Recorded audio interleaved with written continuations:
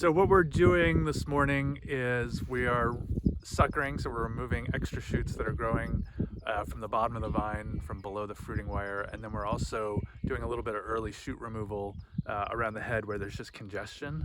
And this is in Pinot Noir, and it's kind of the end of April right now, so it's a good time to get in here, remove some shoots while things are quite open, and it's really easy to see what's happening.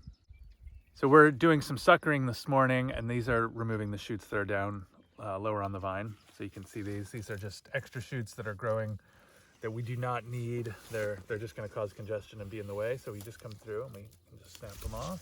It's real easy in the spring.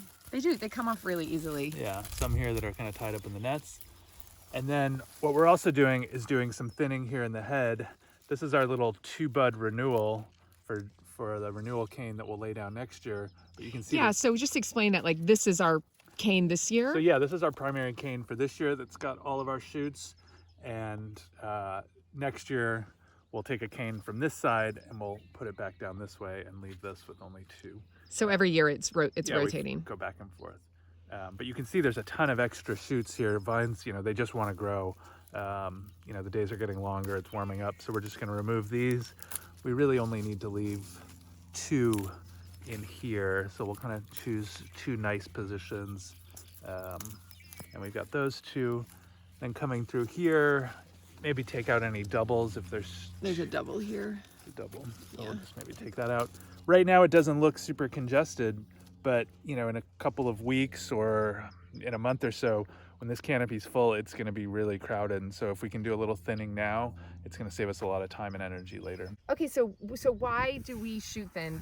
You could just let the vine go. If any of you have vines in your backyard, you know that we do in ours, and they'll grow from the very bottom of the vine to the very end of the vine, and they can get super huge. Well, obviously, when you're making wine, whatever you do in the vineyard is going to affect the final style and quality of the wine. So we have 5 different clones of Pinot Noir out here, a couple of Dijon clones, which are 667 and 115, and then we have 2 California Heritage clones, which are Mount Eden and Swan. And now we're here in a different type of clone, the Pommard clone, which is also a French clone.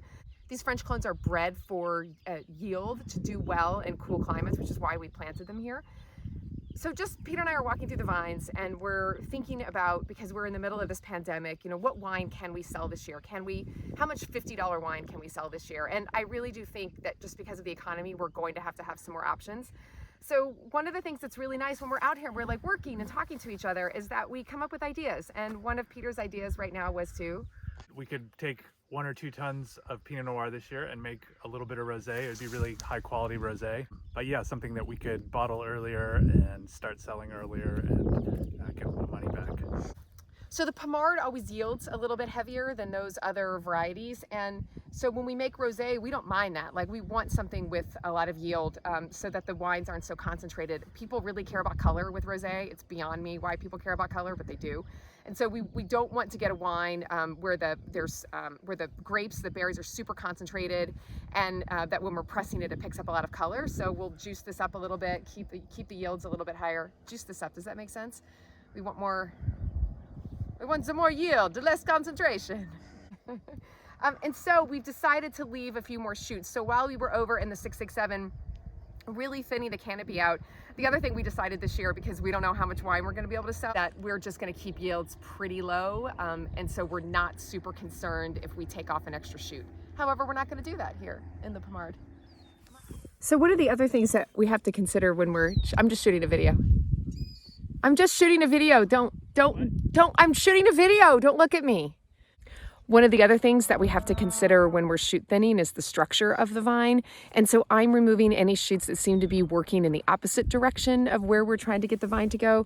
And here's an example. If you zoom in, you can see that this little guy is growing. He's like underneath the vine and going in the wrong direction. So we're going to take him off so that for this vintage, everything is going to be growing in this direction. For next year, we will lay down this cane here and everything will move in that direction. It makes it a lot easier to work when everything is moving the right way, and it also reduces congestion, which is another reason why you'd want to thin shoots, because we're trying really, really hard this year to use less sulfur in the vineyard, and one of the ways that we can do that is by reducing congestion. So we are trying to balance desired yield with the style and quality of the wine, and also with our desire to reduce our use of sulfur in the vineyard. So you see little buds like this everywhere too, and you just have to sort of see this guy here, just knock them off, which feels sad. And this, just bye-bye. Bye-bye, buds. Here, we're gonna thin this out up here. But you can see these little buds they'll push it everywhere. Right here, this one. Bye. Oh, and sometimes you find a special friend.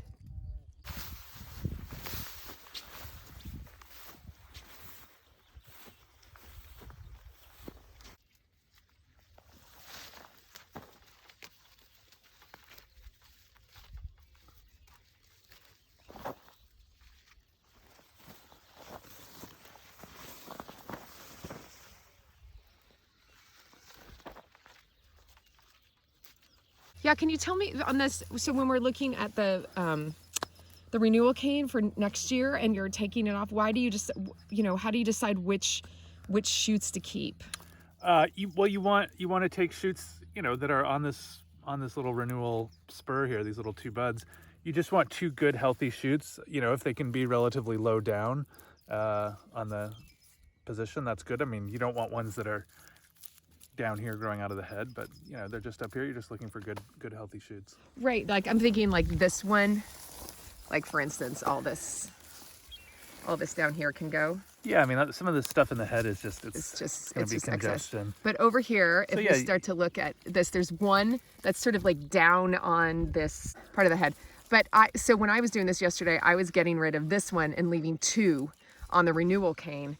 And you're saying you were leaving one on the renewal cane and one on the head of the vine. You can do either. It doesn't. I don't think it really matters. Well, what are you gonna? So, but this is probably the best position. This one here is the best position. Yeah, so you can take that one out. And I think I was looking at this one and saying, well, this is the weakest of the three, and so I was taking this off. I mean, weakest. What I mean is it's the shortest of them. Yeah, right? I mean, it's early in the season, so everything's going to catch up, pretty well, but. I just want to be sure we're on the same page. Yeah. Schmoopies. Yeah.